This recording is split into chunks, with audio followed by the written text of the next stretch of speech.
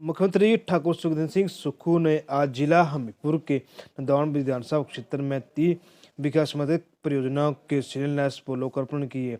मुख्यमंत्री ठाकुर सुखदेव सिंह सुक्खू ने धनेटा में 7.60 करोड़ रुपए की लागत से राजकीय स्नातक महाविद्यालय धनेटा के बी ब्लॉक के भवन के साथ साथ धनेटा में 2.29 करोड़ रुपए की परियोजना को लागत से बनाने वाला परियोजना एवं मुख्य स्वच्छता समिति भवन का आधारशिला रखी। उन्होंने 1.21 करोड़ रुपए की लागत से बने उठाऊ पेयजल परियोजना जन समूह को लोकार्पण भी किया। मुख्यमंत्री सुखदेव सिंह सुक्खू ने आज नंदौन विधानसभा क्षेत्र में सरकार गांव के द्वारा कार्यक्रम के तहत मनसाई में और सदोह में जन समस्या सुनी और अधिकारियों को समस्या का शीघ्र निपटारा करने का निर्देश दिए। धनेटा में एक जनसभा में संबोधित करते हुए मुख्यमंत्री सिंह सुक्खू ने कहा कि सरकार ने धनेटा कॉलेज के लिए 25 करोड़ रुपए का प्रावधान किया है, जिसके क्षेत्र में युवाओं के लिए लाभ मिलेगा। इसके साथ ही नंदौन विधानसभा क्षेत्र की खरड़ी से झंडोर स्टेडियम बनाया जाएगा, जिसके लिए जल्द ही शिलान्यास किया जाएगा। उन्होंने कहा कि वर्तमान राज्य सरकार के पिछली भाजपा सरकार से कर्जा विशेष में मिला है, लेकिन अब धीरे धीरे प्रदेश सरकार अर्थव्यवस्था की पटरी पर आ रही है तथा एक वर्ष में 20% का सुधार आया है। उन्होंने कहा कि पिछले प्रदेश सरकार में आई प्राकृतिक आपदा से 16,000 प्रभावित हुए हैं। उन्होंने कहा कि समिति अधिकारी संगठन के मौजूद सरकार ने पर्दे के बसाने के लिए कानून में बदलाव किए हैं और घर पूरी तरह से प्रभावित होने पर मिलने वाले 1.5 लाख रुपए का मुआवजा बढ़ाकर 7 लाख कर दिए गए हैं।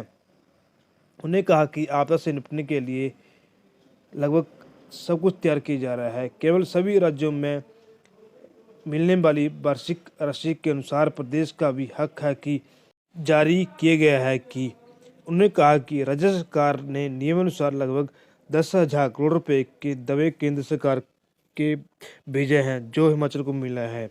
इस संबंध में वो हाल ही में केंद्रीय मंत्री गृह मंत्री से भी मिले हैं, लेकिन भाजपा नेता यहाँ पैसे जारी करने के लिए रोड अटका रहे हैं। ठाकुर सुखदेव सिंह सुक्खू ने प्रदेश सरकार के प्रत्येक माह में अंतिम 2 दिन में लंबित राज्यसभा मामले को निपटारे के लिए राज्यसभा लोक अदालत लगाई जा रही है। इसमें अब तक इंतकाल में 65,000 से अधिक तथा तकसीम के 3,500 से अधिक और लंबित मामले का निपटारा किया गया है। उन्होंने कहा कि पहली बार कोई सरकार गंभीरता से इस दिशा में प्रयास कर रही है। मुख्यमंत्री ने कहा कि राज्य सरकार हर वर्ग के कल्याण के लिए प्रयास कर रही है। उन्होंने कहा कि राज्य सरकार ने सरकारी कर्मचारियों के लिए पुरानी पेंशन बहाल की है। अगले सेक्शन में सत्र में सरकारी स्कूलों को पहली कक्षा से लेकर अंग्रेजी मीडियम के लिए शुरू करने जा रही है। बच्चों को मन में ही हीन भावना ना हो, इसके लिए भी स्कूल प्रबंधक से 6 में से 1 स्मार्ट वर्दी चुनने के लिए अधिकार दिए गए। उन्होंने कहा कि पिछली भाजपा सरकार ने शिक्षा के क्षेत्र में उदासीन रवैये के कारण हिमाचल की गुणवत्ता को 18वें स्थान पर पहुंचा दिया गया है।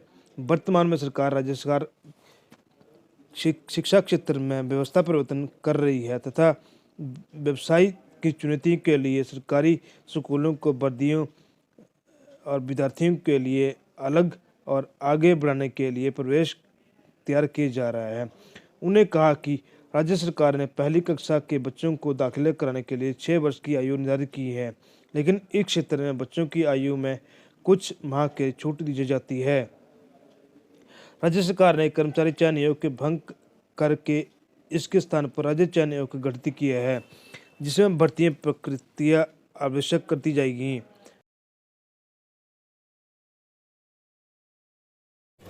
चुनावों के समय में आपके बीच में आया था और जब पहली मनसाई मेरी विधानसभा क्षेत्र की अंतिम पंचायत है।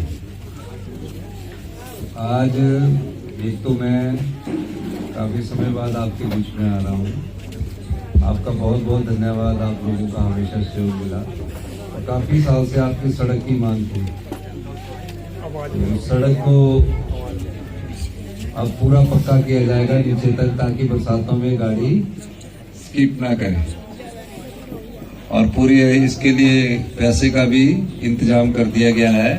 और ये इस बस्ती को भी और जो हरिजन बस्ती थी उसको भी हमने पूरा पैसे का इंतजाम कर दिया दोनों जगह।